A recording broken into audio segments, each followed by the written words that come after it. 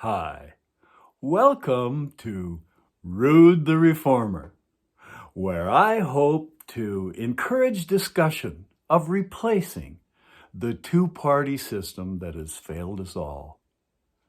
It's caused us to hate and despise one another, our fellow Americans. Let's talk about finding a better way. Which is why I encourage Art Rude to write this book, Political Cocaine: How America Got Hooked on the Two-Party System and How to Intervene.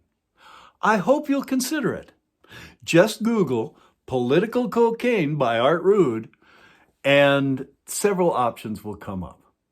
I feel the e-book is by far the best value.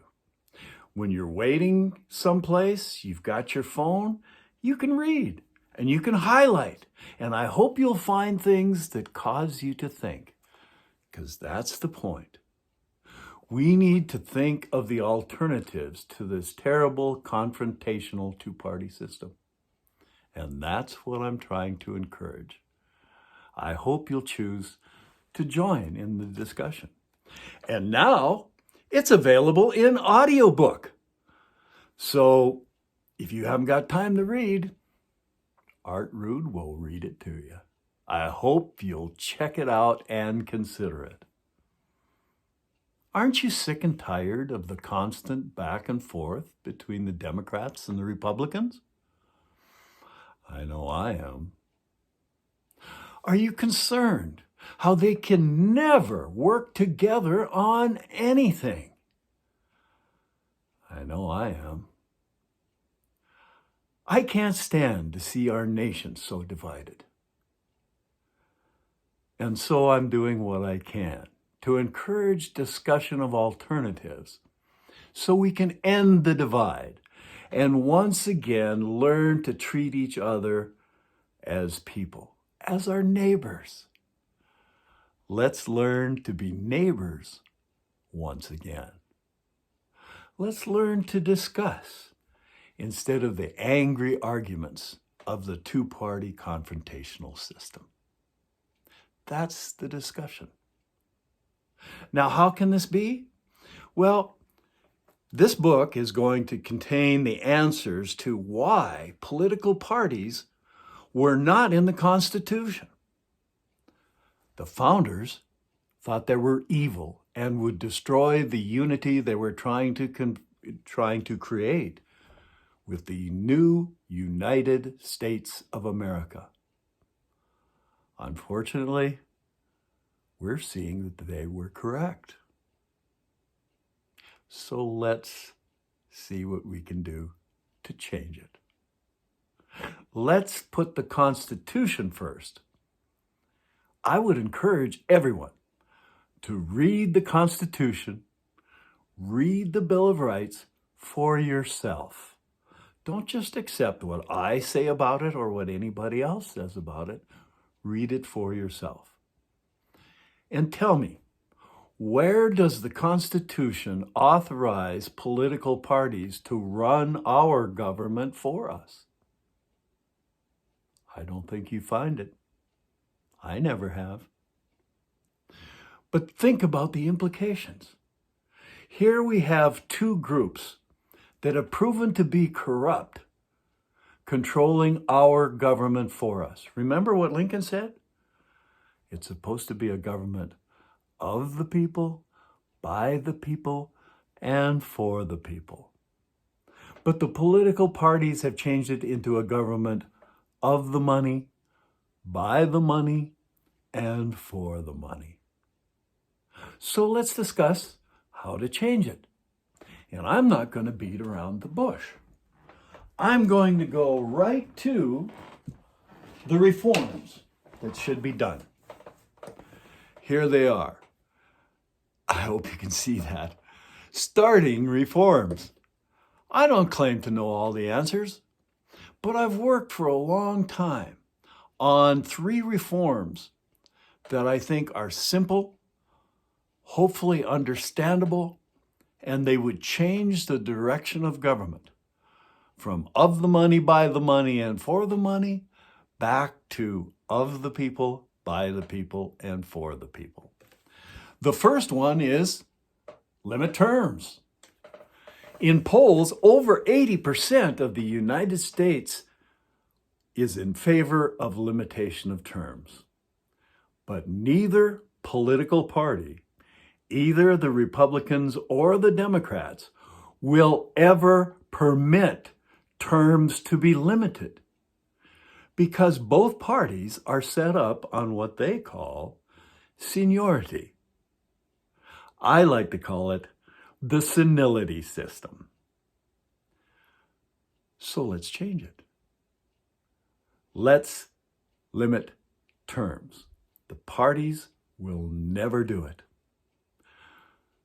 It would wreck their hierarchy and their fundraising model, which is exactly why it should be done.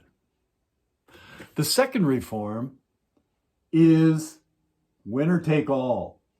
We got to get rid of it. Most people do not understand winner take all, but what it does is it eliminates third-party competition. You know, the Democrats and the Republicans can't seem to agree on anything going forward, but they have agreed on how to eliminate the competition. 48 out of the 50 states have winner-take-all rules. And what that does is that eliminates the competition, because there's no way an upcoming party can get over 51% in an entire state. If it was run the way it was after the Constitution was formed and before we had political parties, then each district becomes a district that is a battleground district, right? The political parties have gotten it down to just a few battleground states, and everybody else doesn't count. How can we permit this? Let's get rid of winner take all.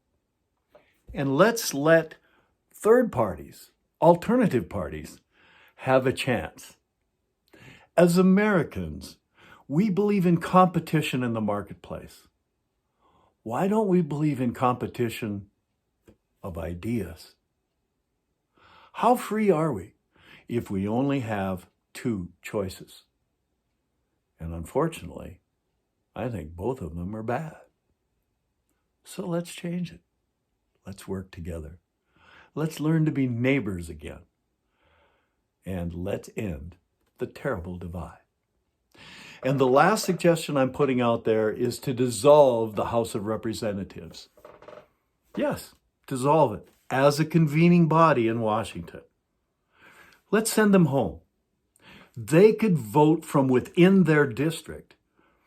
This is an electronic age. And they could listen to constituents instead of special interests. Wouldn't that be great?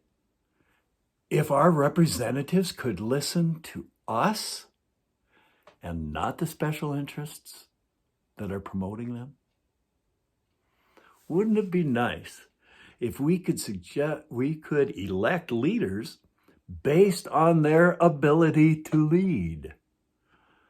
What's a primary characteristic now in both parties? How much money can you raise?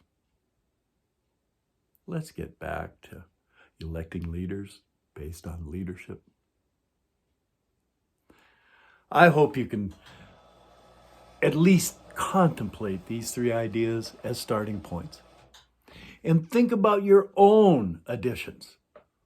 Don't accept just what's sent down from the elite of either party. Yeah, the elite of either party. Let's not have government from the top. Let's initiate once again government from the bottom, from the people. I think it's time we can do that. So please Google political cocaine, where'd I put it? by Art Rude. because this is the starting document for the discussion. And the ebook is the best value. But if you have no time, I hope you will listen to the audiobook. So just Google Political Cocaine by Art Rude. And I hope you enjoyed this little presentation, and this is episode 1. I hope to go on from here and provide videos that will cause you to think and hopefully have a discussion as to how we can make the system better. How can we have a government of the people, by the people, and for the people if the people are afraid to discuss issues? Let's learn to be neighbors once again, and let's value each other's opinion enough so we can once again have a government of the people and not just of the money. I want to sing a little song on the way out. I wrote this one day when I was worried about all the division, and I hope you like it. Not all millennials are lazy. Not all the boomers are bad. Democrats aren't all just socialists. And Republicans aren't racist, they're mad. Let's see people, not labels. Let's help our neighbor be free. If we can see beneath the labels, I'll see a person like me. I'll see a person like me. I'll see a person just like me. I hope you come back, and I hope you'll subscribe to the channel so when I do have a chance to put up a new video, you'll check it out. And let's discuss, not the angry arguments of the two parties. Let's discuss how to change those angry arguments. Have a great day. Every day's a gift. That's why they call it the present.